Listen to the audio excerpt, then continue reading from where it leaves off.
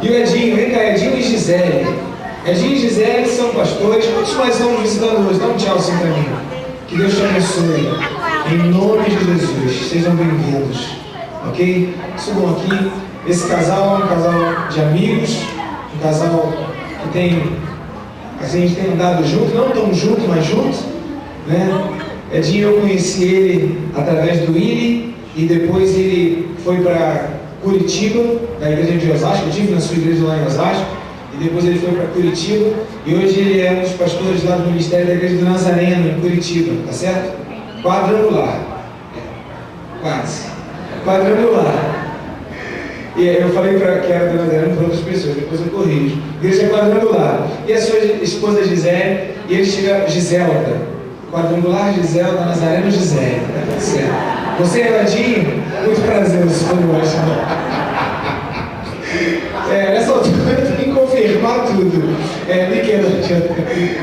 E eles chegaram de Curitiba, vieram de carro, e foi assim uma viagem de férias maravilhosa, 17 horas de viagem, de Curitiba até aqui.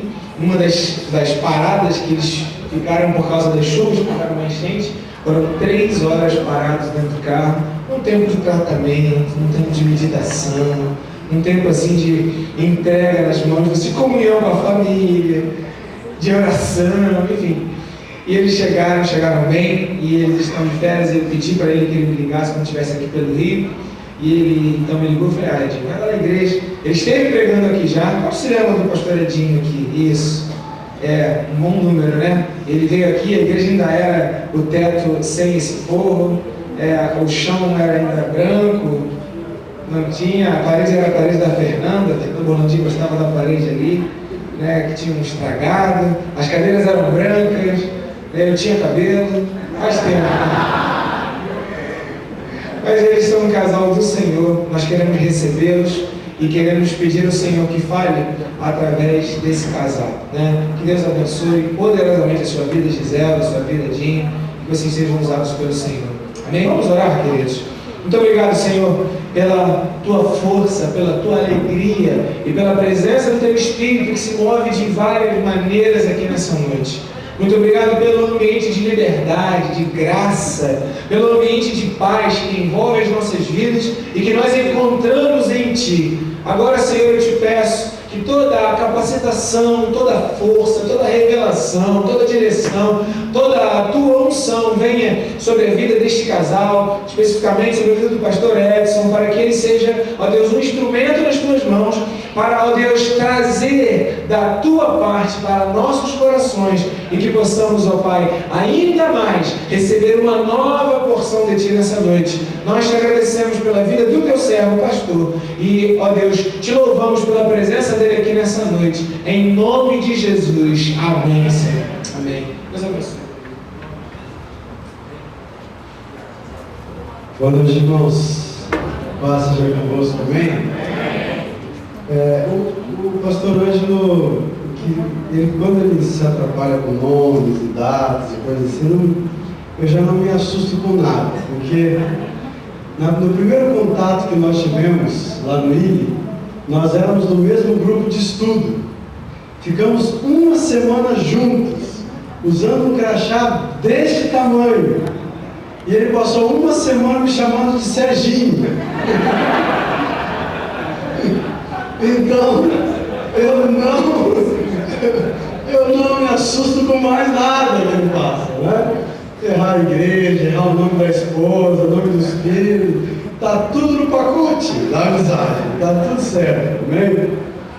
Glória a Deus, irmãos. Mas nós tivemos realmente temos uma amizade e muito gostosa, temos amigos em comum, né? Principalmente o pastor Djalma, que alguns de vocês conhecem, né? O pastor Djalma é um pai espiritual da minha vida, sempre me ajudando, e muito amigo, há mais tempo até do Ângelo, também foi uma maneira de nós nos conhecermos.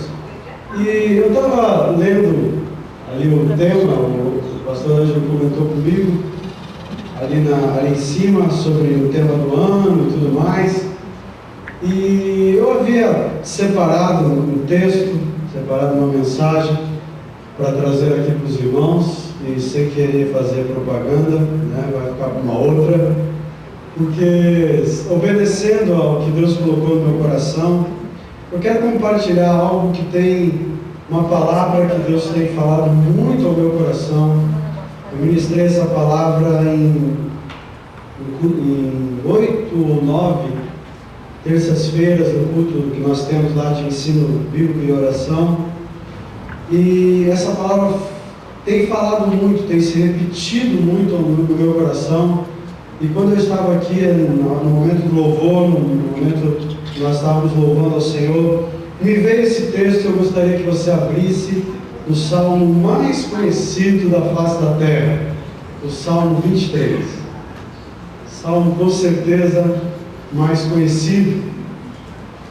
E eu quero compartilhar aqui algo que tem me ajudado. Eu confesso que ainda não tenho vencido 100% esse gigante na minha vida, mas eu tenho caminhado e praticado algumas coisas. Gostei muito da expressão do irmão quando ele disse que a declaração profética, o ato profético, ele tem o seu poder de ser falado no momento, tem um momento oportuno, tem a declaração oportuna e a declaração que fala do tempo, do propósito, do tempo, do modo. Mas o ato profético ele não faz nenhum sentido na nossa vida se ele não for repetido através da nossa vida, através das nossas escolhas, através da nossa caminhada, porque se nós pararmos para analisar as nossas vidas, nós vamos perceber que 80% da nossa vida é feita de processo. Eu acho que até mais, mas eu vou dar um número generoso. 80% da nossa vida cristã, ela é baseada em processos onde nós temos que morrer, onde nós temos que fazer uma escolha, onde nós temos que tomar uma decisão e tomar uma posição. E 20% da nossa vida acontecem milagres, né? Os milagres que acontecem na nossa vida, eles são contados nos dedos. Mas a nossa vida é baseada no processo, onde cada dia nós temos que tomar o quê? Nossa cruz. E fazer o quê? Seguir a Jesus e morrer a cada dia. Um processo, né? Cada dia Deus está fazendo algo em nós e através de nós. E eu tenho lutado e tirado dessa palavra, desse texto, algumas coisas que têm de fato me ajudado, e creio que Deus ainda vai fazer muito mais na minha vida. Salmo 23 diz assim: o Senhor é o meu pastor, nada me faltará. Ele me faz repousar em pastos verdejantes, leva-me para junto das águas de descanso, refrigera minha alma, guia-me pelas veredas da justiça por amor do seu nome. Ainda que eu ande pelo vale da sombra da morte, não temerei mal nenhum, porque tu estás comigo. O teu bordão e o teu cajado me consolam. Preparas-me uma mesa na presença dos meus adversários. Unges-me a cabeça com óleo, o meu cálice transborda. Bondade e misericórdia certamente me seguirão todos os dias da minha vida, e habitarei na casa do Senhor para todo sempre. Deus, eu quero te agradecer pela tua palavra, pela porção da tua palavra lida nesta noite aos nossos corações. Espírito Santo de Deus, nós clamamos que tu venhas a falar através de nós, em nós, apesar de nós, Senhor. Que Deus, tu tenhas a liberdade de falar ao nosso coração. Não sei o que o Senhor quer fazer nesta noite, mas eu quero, Senhor, pela tua misericórdia, ser um instrumento nas tuas mãos para falar ao coração do teu povo e da tua igreja, em nome do Senhor Jesus. Amém e amém. Irmãos, é impressionante como a palavra de Deus ela é colocada nas nossas vidas, ela é testada nas nossas vidas em todos os momentos, em todos os instantes. A impressão que eu tenho é que Deus, Ele deseja nos dar uma revelação, Ele deseja que nós aprendamos algo a respeito dele, a respeito da sua palavra, a respeito da sua verdade, a respeito da sua vontade, mas nada daquilo que, ou melhor, tudo aquilo que o Senhor tem para nos falar, tudo daquilo que o Senhor tem para nos ensinar, vão passar por um teste rigoroso, vão passar por aquilo que eu e você costumamente chamamos de prova, aquilo que nós não gostamos desde a nossa época, quando estávamos lá na escola, né? A famosa tensão pré-prova, né? A TPP, né?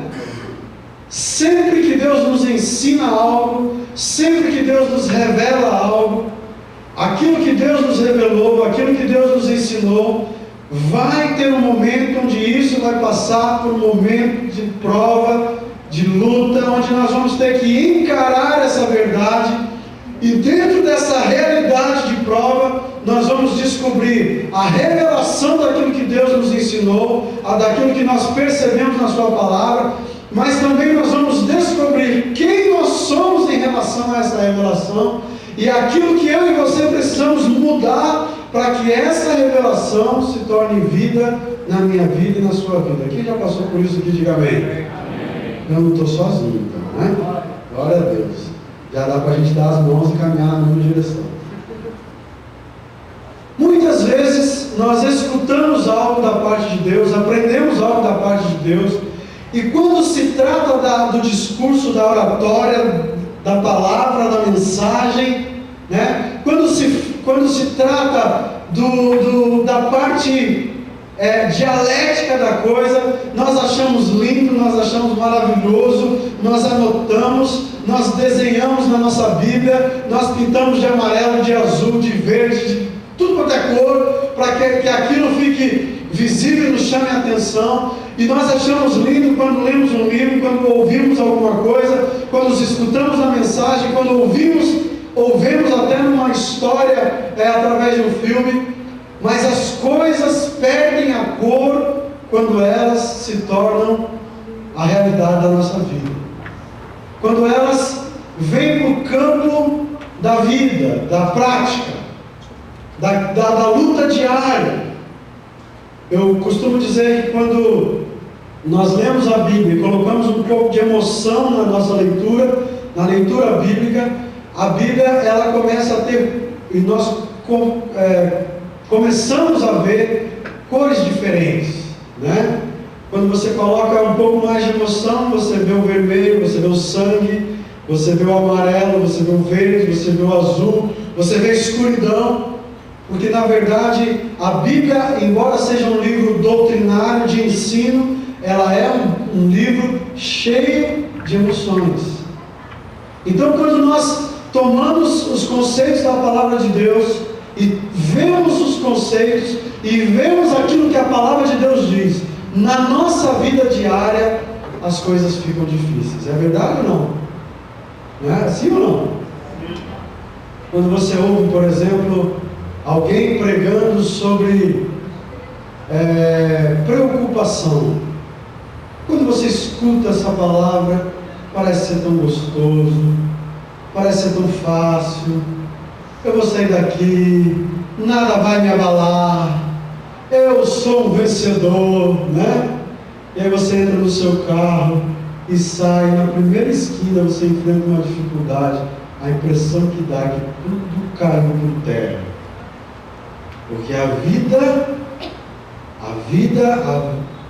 vicissitude, a vivência da vida, a prática da vida é diferente, é muito diferente, é muito cruel e é muito mais preta e branca do que a nossa realidade quando nós escutamos a respeito de um assunto. Eu vivi isso na minha pele. Esse texto falou muito ao meu coração a respeito do cuidado de Deus para com a minha vida e de como eu me preocupo e de como eu deixo coisas na minha vida tomar o meu coração, tomar a minha mente, roubar a minha paz e com isso me deixar ou fazer com que eu seja uma pessoa estressada, uma palavra da moda, né? que aqui não tem esse problema, no Rio de Janeiro é diferente, ninguém é estressado no Rio de Janeiro, é só dar uma passeada no trânsito da cidade, que você percebe que todo mundo é tranquilo, é calmo, né? Não é a realidade de vocês, mas você vai ouvir essa palavra para você pregar para outra pessoa. Quando nós somos estressados, como nós temos dificuldade de enfrentar a vida, e há algumas coisas nesse texto que nós precisamos colocar em prática na nossa vida para que nós possamos vencer. E depois dessa série de mensagens aqui, eu não vou fazer isso, fica tranquilo, mas você vai para casa, vai comer o resto do frango de domingo, fica tranquilo, né? Mas tem tantas riquezas, tantas coisas que nós podemos tirar daqui, e talvez não foi os momentos mais difíceis da minha vida, mas com certeza depois desse tempo de estudo eu passei por um momento muito difícil, muito duro, onde a palavra foi colocada em xeque na minha vida. Dificuldades que surgiram, que nunca enfrentei, que nunca tinha enfrentado na minha vida, surgiram logo após esse tempo em que eu estava meditando nesse texto. E eu vi, e eu percebi que na verdade Deus estava me provando. Deus estava querendo dizer, olha, coloque em xeque isso que você está aprendendo aí, vê se é verdade mesmo, vê se é isso que você quer na vida. E algumas coisas que eu percebi aqui, irmãos, é que se nós queremos vencer a preocupação, que é algo que rouba a nossa paz. Quem aqui nunca se preocupou com nada, assim, tranquilo, água de poço, né? Água parada, tranquilo. Quem aqui nunca teve um mês escuro, negro, difícil, que ficou com aquelas preocupações na sua cabeça, seja por questões financeiras, questões de saúde, questões na família, dificuldades, áreas que você não conseguiu vencer? Todos nós já enfrentamos uma ou outra dificuldade dessa vida. E muitas dessas dificuldades que nós enfrentamos são frutos da nossa própria imaginação. Porque a preocupação é quando você ocupa a sua mente com algo que ainda não existe. Você está preocupado com a conta que vai vencer dia 1º de fevereiro, mas você ainda está no dia 7 de janeiro. Ou seja, você ainda tem vários dias onde muitas coisas podem acontecer. O que nós queremos falar aqui não é que você tem que ser um irresponsável, que você tem que não pensar e se organizar e se programar para a sua vida, mas o que nós queremos falar, o que nós queremos dizer é que nós precisamos aprender a de fato despejar o nosso coração, despejar a nossa ansiedade nas mãos do Senhor. E nós precisamos aprender isso. E isso não é algo mágico. Isso não é algo que simplesmente eu vou colocar a minha cabeça debaixo da mão de um pastor e ele vai fazer uma oração e eu vou dar um circuito em mim e eu vou sair daqui e nunca mais eu vou ficar preocupado na vida. Isso é algo que nós vamos precisar aprender e vamos precisar vivenciar no nosso dia a dia. E Davi nos deixou esse ensinamento. Davi, um pastor de ovelhas. Davi, um homem do campo, um homem que tinha cheiro de ovelha. Davi que cuidava das suas ovelhas, guardava as suas ovelhas. A Bíblia diz que quando ele se apresentou para lutar contra Golias, todo mundo com medo, todo mundo fugindo, ele se apresentou para lutar contra Golias, ele disse: meu Senhor, eu já lutei contra quem sabe, urso, e também um leão. E o que eu fiz com eles? Matei. Por que Davi matou um urso e um leão? Não é porque o Davi não era um cara ecológico, né? Queria acabar com os animais, não era nada disso. Ele estava protegendo as suas ovelhas, guardando as suas ovelhas, que na verdade nem suas eram do seu pai. Mas a Bíblia diz que Davi, então, era um pastor de ovelhas que cuidava das suas ovelhas. E no seu relacionamento com Deus, naquelas horas, diz aí os estudiosos que o pastor era uma pessoa muito contemplativa, porque ele pegava as suas ovelhas e ele ia para onde tinha pasto. Por isso, ele me leva a pastos verdejantes. Ele levava as ovelhas até o ambiente, até o local onde havia pasto. E ali geralmente ele ficava dias sozinho, contemplando, pensando. E provavelmente nesse momento de contemplação, nesse momento onde ele estava percebendo a presença de Deus na sua vida, Davi então escreve o Salmo 23. Davi contempla e percebe que o cuidado de Deus para com a sua vida era do mesmo nível, ou parecido, ou pelo menos de maneira alegórica, parecia com o cuidado que ele tinha para com as suas ovelhas. E nesse momento de talvez de êxtase, de contemplação extrema, ele então declara: o Senhor é o meu pastor e nada me faltará.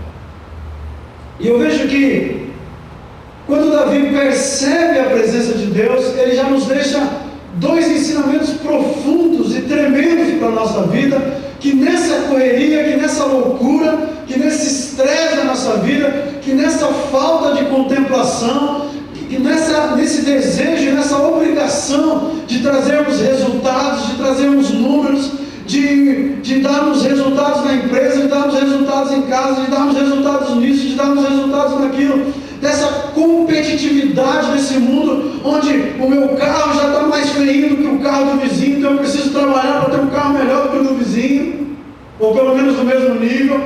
Nessa loucura que nós vivemos, nós deixamos de perceber o quanto Deus é o nosso pastor.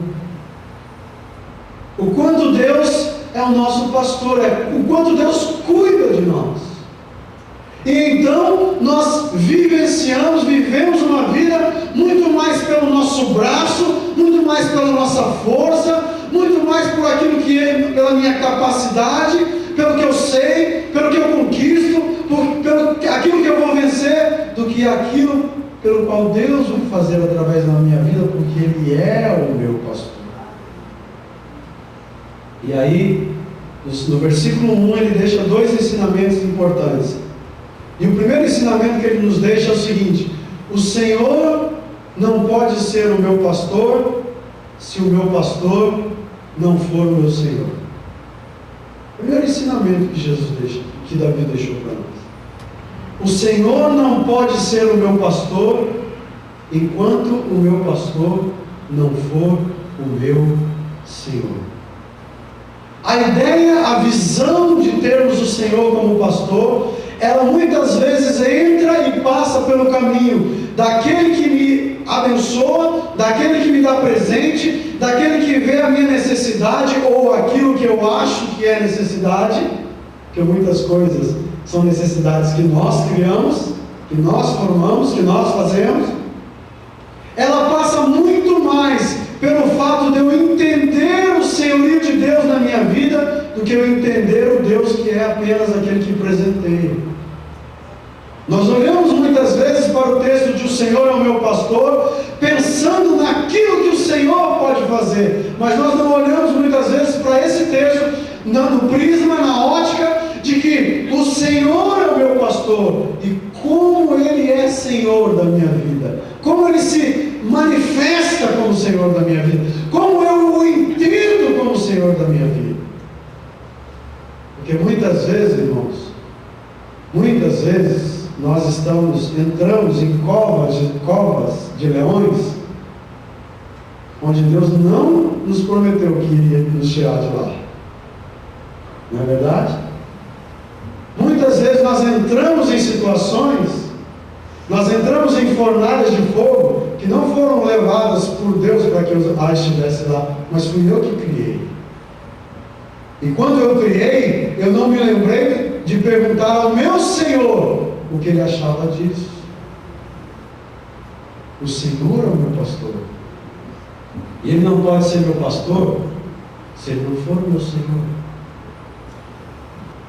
Eu entender a verdade de Senhor na nossa vida é algo fundamental para a nossa vida cristã. É fundamental porque senão nós estamos esperando uma Disneylândia espiritual. Já ouviu falar disso? Disneylândia espiritual?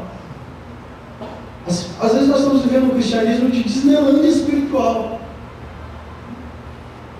Não, tudo é lindo, tudo é maravilhoso e tudo vai dar certo. Não é assim.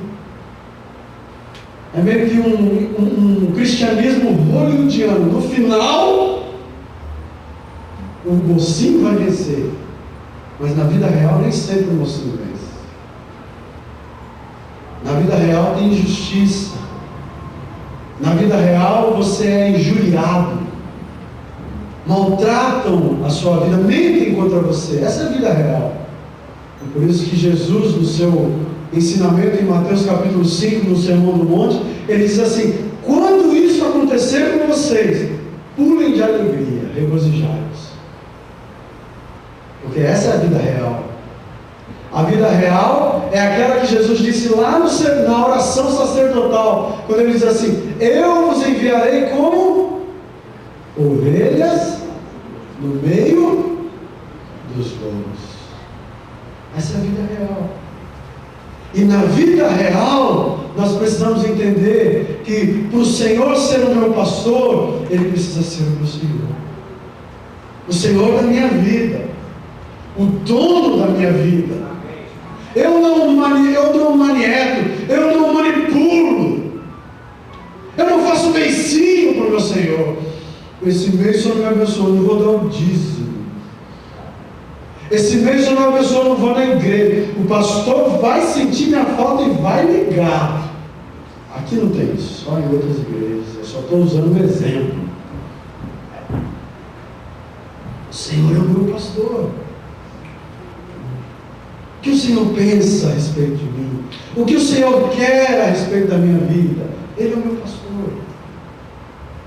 E eu preciso entender essa verdade. Eu preciso entender essa realidade.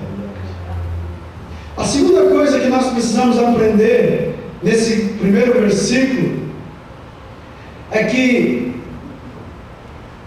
o Senhor é o meu pastor. E a Bíblia diz que nada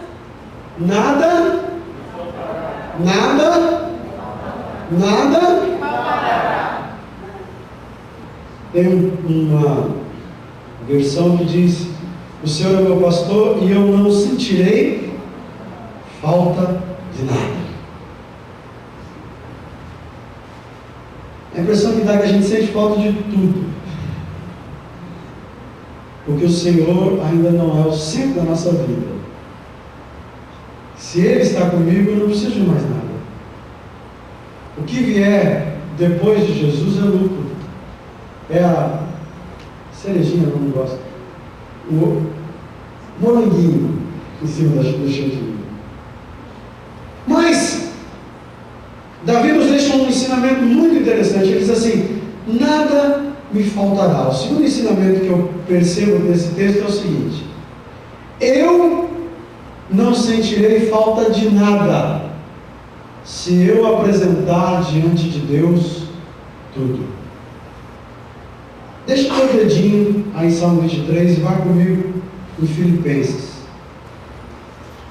capítulo 4.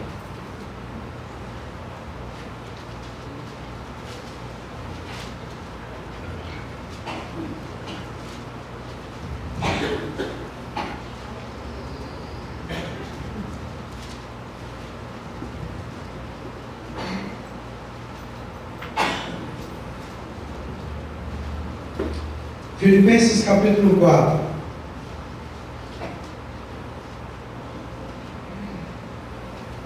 A partir do versículo 1 diz assim: portanto, meus irmãos amados e muito saudosos, minha alegria e coroa, sim, amados, permanecei deste modo firmes no Senhor. Rogo a Evódia e rogo a Sinti que pensem concordemente no Senhor.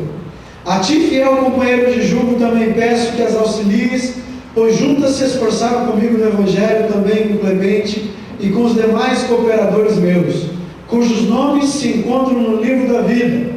Alegrai-vos sempre no Senhor, outra vez digo, alegrai-vos. Seja a vossa moderação conhecida de todos os homens, perto está o Senhor. Não andeis ansiosos de coisa alguma, em tudo, porém, sejam conhecidas diante de Deus as vossas petições, pela oração e pela súplica, com ações de graças. E a paz de Deus, que excede todo entendimento, guardará o vosso coração e a vossa mente em Cristo Jesus.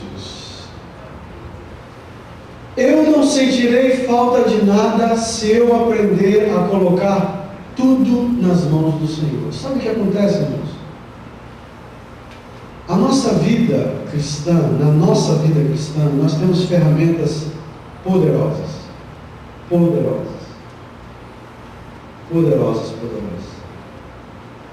Mas muitas vezes nós não sabemos utilizá-las. Nós tomamos conta de uma maneira tão grande da nossa vida e deixamos que a nossa vida seja tomada por tantas coisas que nós perdemos o controle da nossa vida. E perdemos o controle da nossa vida porque nós não temos o controle da nossa vida. Nós não fomos criados para termos o controle da nossa vida. Nós fomos criados para decidir, sim, mas não controlar. A nossa vida como servos de Deus, nós fomos chamados para declarar e derramar e dar a nossa vida aos pés de Cristo. A nossa vida pertence a Deus. Ele é o nosso Senhor, Ele é o nosso dono. Nós somos os seus escravos, doulos. A nossa vida pertence a Deus.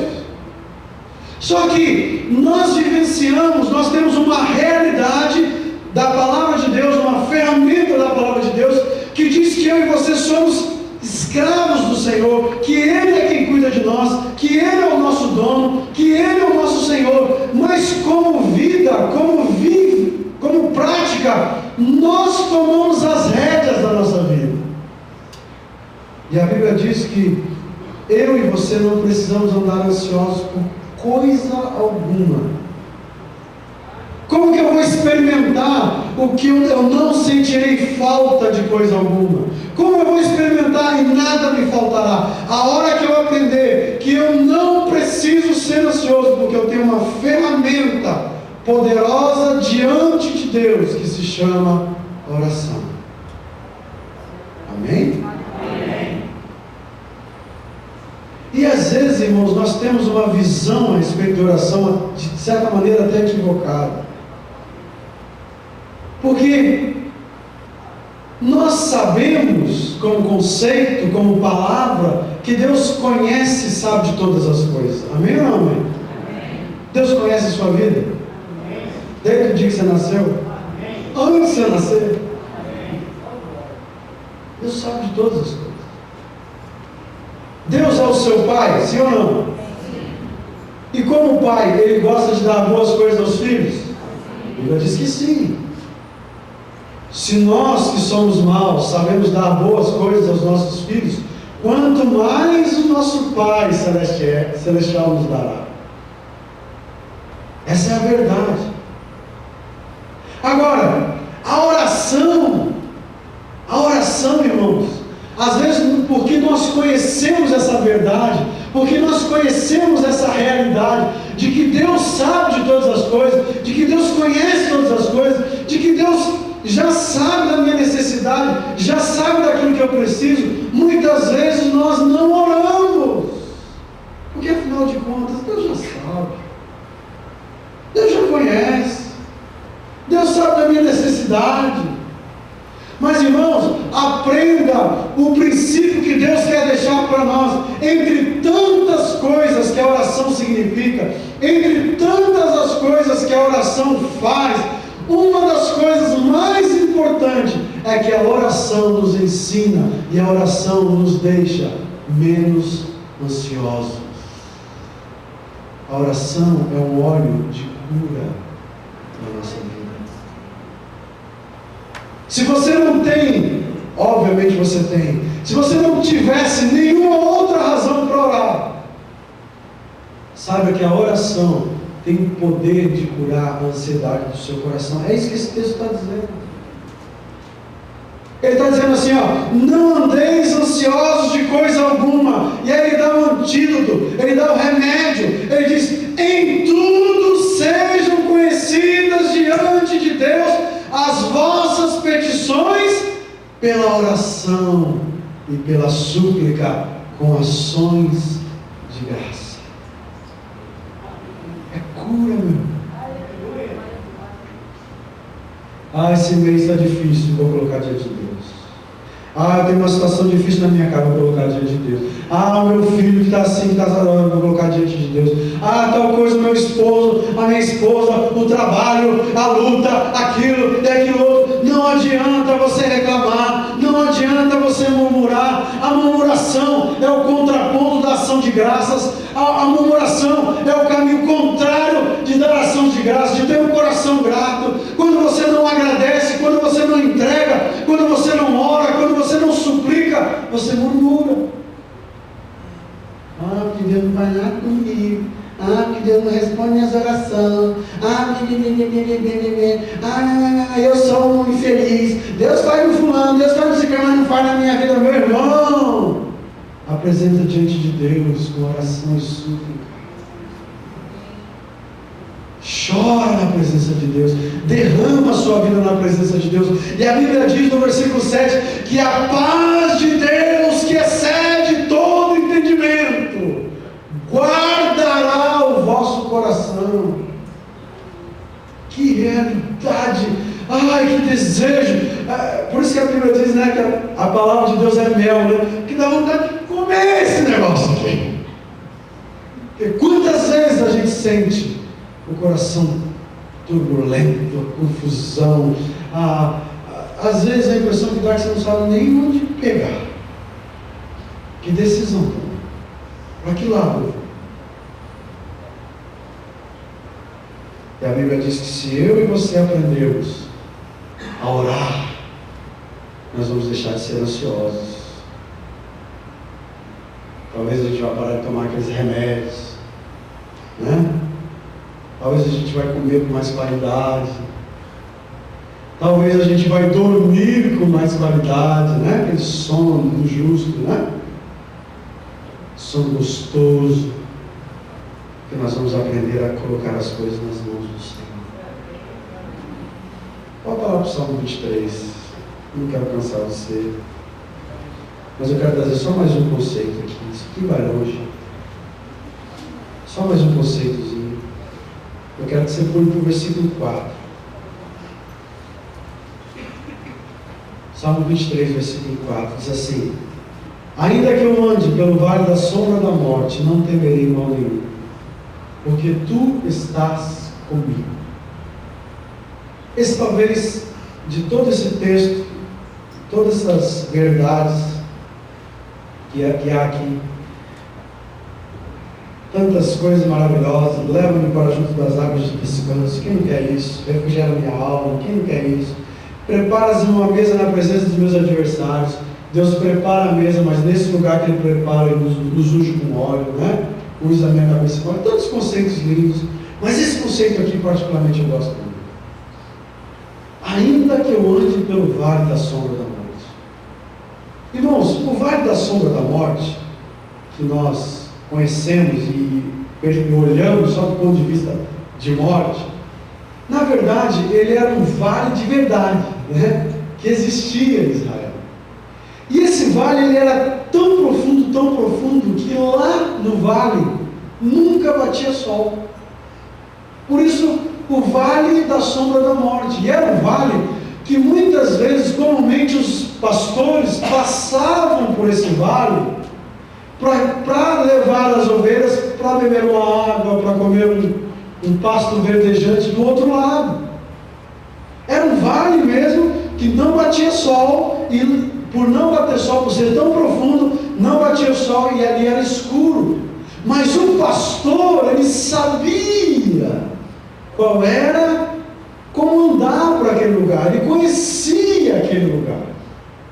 E muitas vezes na nossa vida, irmãos, nós entramos em vales da sombra da morte. Não a morte como fim, como se estivéssemos terminando uma história, como a morte, como ela diz, né? Mas morte muitas vezes, situações onde vale da sombra da morte, muitas vezes são situações como esse vale. E nós não sabemos o que está acontecendo, não dá para ver nada. Você não consegue perceber, você não consegue enxergar o que está acontecendo. E você ora, e a impressão que quando você ora, ninguém ouve. E você fala com as pessoas, e as pessoas também não te ajudam. Elas só dizem, irmão, preciso orar. Mas eu estou fazendo isso.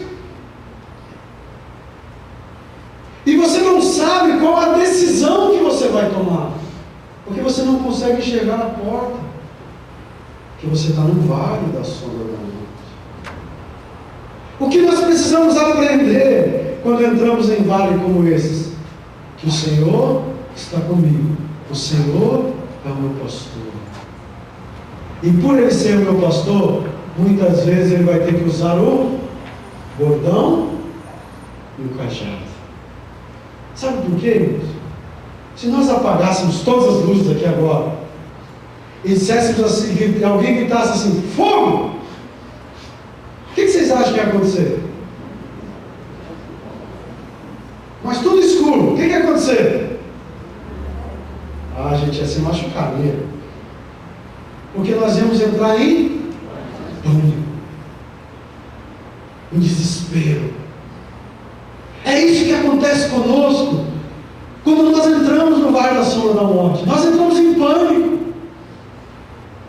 porque nós não enxergamos a resposta, nós não enxergamos a saída, nós não sabemos o que fazer. E quando nós não sabemos o que fazer, nós queremos correr. O que vai acontecer se eu sair correndo aqui com a luz escura? Mas eu não conheço tanto aqui. Eu vou me arrebentar. Vou chegar lá fora todo quebrado. Sabe o que acontece conosco quando nós enfrentamos dificuldades assim? Nós ficamos em pânico.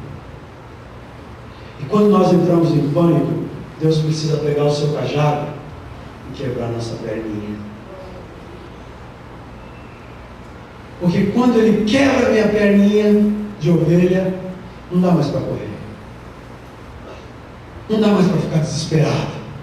Eu estou machucado. Mas é devagarzinho, eu tenho que escutar o meu pastor. Ele vai dizer para mim, vira para a direita, vira para a esquerda. O vale da sombra da morte, ele não nos afasta de Deus. O vale da sombra da morte, ele nos aproxima de Deus. Se você não ficar desesperado, fica tranquilo, ele não vai quebrar a tua perna. Ele não é masoquista. Ele só quebra a perninha daquela ovelha apavorada, rebelde, que não quer escutar a sua voz. Mas quando você, nesse momento, parar para escutar Deus, você vai ver Deus te guiando. Vai ver Deus te guiando. Vai ver Deus te mostrando o caminho. Deus, eu não sei o que fazer. Essa situação está fora do meu alcance. Eu vou colocar nas tuas mãos, eu vou entregar nas tuas mãos, eu vou deixar nas tuas mãos. O Senhor faz. Eu vou fazer a minha parte, eu vou me entregar, eu vou colocar nas tuas mãos. E Deus começa a dizer, vai para a direita. Eu tenho uma pedra na minha frente. Mas Deus, eu não estou vendo nada, não, vai para a direita. E agora você vai para a esquerda. Agora você segue reto. Sabe o que acontece com a ovelha que obedece ao Senhor? Ela passa pelo vale da sombra da morte, mas ela não teme nada. Ela não teme nada, porque ela sabe que o Senhor está com ela. O Senhor, o Deus Todo-Poderoso, está guiando, está guardando, está mostrando o caminho pelo qual ela deve seguir. E ela vai sair do outro lado do vale, intacta, protegida pelas mãos do Senhor. E aí nós vamos aprender a viver e a vencer a nossa ansiedade. Sabe, irmãos, se eu pudesse dar 2 conselhos para você, eu daria os seguintes conselhos. Antes de qualquer coisa que você for fazer, quando você acordar pela manhã, você ora e diga: Deus, todas as coisas estão nas tuas mãos. Eu tenho, olha quanto pepino eu tenho que resolver hoje, olha quanta coisa, olha quanta luta. Deus, está nas tuas mãos. Está nas tuas mãos. Segunda coisa que eu faria, eu leria um belo texto da palavra de Deus como Salmo 23. Para que você saia no seu dia confiante de que o Senhor está contigo. E não importa qual for a dificuldade que você vai enfrentar, você vai lembrar: Deus está comigo. Deus está comigo. Alguns momentos serão negros, pretos, difíceis, árduos, com espinhos, com pedras. Mas você vai saber: o Senhor está comigo. Alguns momentos você não vai enxergar nada. O Senhor está comigo. Ele é o meu pastor. Nada me faltará. Nada me faltará. Alguns momentos você pode até ter perdas, porque elas acontecem. Nós somos suscetíveis às situações do mundo. Mas você sabe que o Senhor está contigo. E eu não preciso de mais nada. Eu não sinto falta de mais nada. Amém? Eu quero que você guarde essa palavra no seu coração. Que essa palavra seja bênção para a sua vida. Que essa palavra seja uma uva gostosa descendo na sua boca, que te alimente, que te sustente. Que seja como o pão dos corvos por Elias. Que seja revigoradora para a sua vida e para a sua alma. Porque o Senhor é o meu pastor e nada me faltará. Vamos ficar em pé.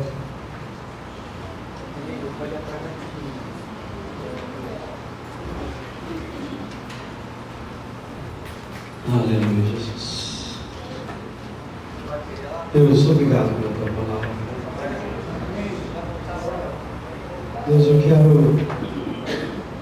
quero colocar esses corações, ó Deus, que nessa noite estão se sentindo tão aflitos. Tão aflitos, Senhor, tão aflitos. Ó Deus, essa visão que está escurecida, que não enxerga, porque está passando um momento de tanta escuridão, Deus, eu quero colocar nas tuas mãos. Quero colocar esse coração nas tuas mãos. Oh Deus, a paz que excede todo entendimento. Continue orando, continue orando. Continue orando. Enquanto o ministério de louvor canta um cântico, continue orando. Continue colocando a sua mão, sua vida, o seu coração na presença do Senhor. Sua vida no coração do Senhor. Deus, aqui está o meu coração, turbulento. Ai, Deus, com tanta tribulação, com tanta dificuldade. Ah, Senhor, eu quero colocar diante de Ti, Senhor. Eu quero colocar diante de Ti. Ah, diante de Ti, Senhor. E se você desejar, com uma atitude de rendição, de fé, se você desejar se ajoelhar, vir aqui à frente, se ajoelhar na presença de Deus, fique à vontade, na casa do Pai. Se você deseja vir aqui à frente para que alguém ore por você, para que o irmão ore por você, vem aqui à frente, vem aqui à frente. Nós queremos que você experimente como um sinal de algo novo acontecendo na sua vida, de algo novo, para que você possa viver uma vida de paz. Fique à vontade, se desejar vir aqui à frente, se ajoelhar. Quero pedir para os oficiais, os pastores da igreja, que estejam junto com esses irmãos. orando por eles, orando.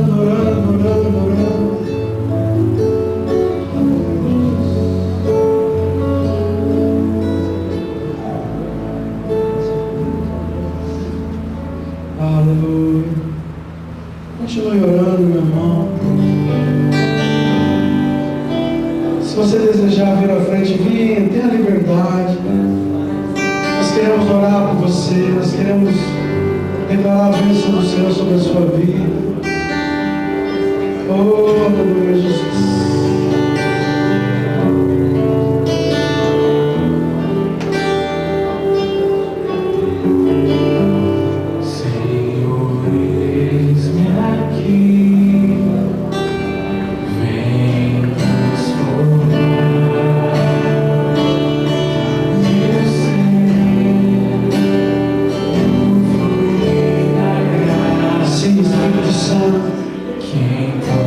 Manifesta, por favor, a tua graça.